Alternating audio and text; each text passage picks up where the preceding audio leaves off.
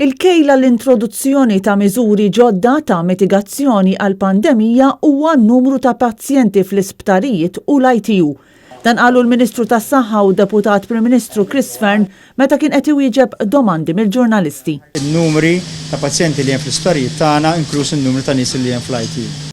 Madankollu mistoqsi x'inhu l-limitu tal-każijiet l-isptar li bih jiskattaw miżuri ġodda, il-Ministru ma preċiżax.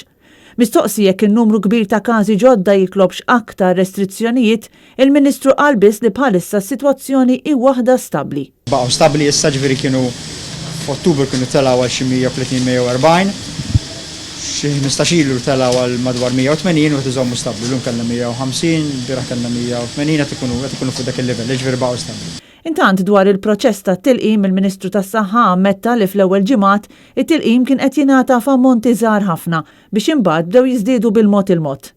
Dwar it-tilqim tal-għalliema jidher li dawn se jkunu qed jitlaqmu kif avżat f'Diċembru li għadda. Jiġifieri wara frontliners oħra, inkluż pulizija, wardens, environmental health officers u aktar. Kif nispiċċaw dak il-grupp ta' persuni li huma frontliners, pulizija, CPD li dak ħanibdew fil-ġimgħat li ġejjin, ġifieri hija kwestjoni ta' ġimgħat. Sa issa huma madwar 400 dawk li ħadu ż-żewġ dożi tal-vaċċin f'pajjiżna. Sa dan it-tant id-Deputat Prim Ministru bħal kollegi oħra sħabu wkoll sab diffikultà jwieġeb dwar min bejn Edward Cicluna u Joseph Muscat kien qed jgħid il-verità ta' ġurament fil-qorti jekk id-deal tal-Vitals kienx diskuss fil-kabinett jew le. Fearne saħansitra wasal jgħid li ż-żewġ verżjonijiet totalment kontrastanti kienu l-istess. Ma tifhem li x'għad minnhom it-tieni mhux neċessarjament, issa jkun qed jgħidu l-istess verżjoni ta' ħaġa differenti.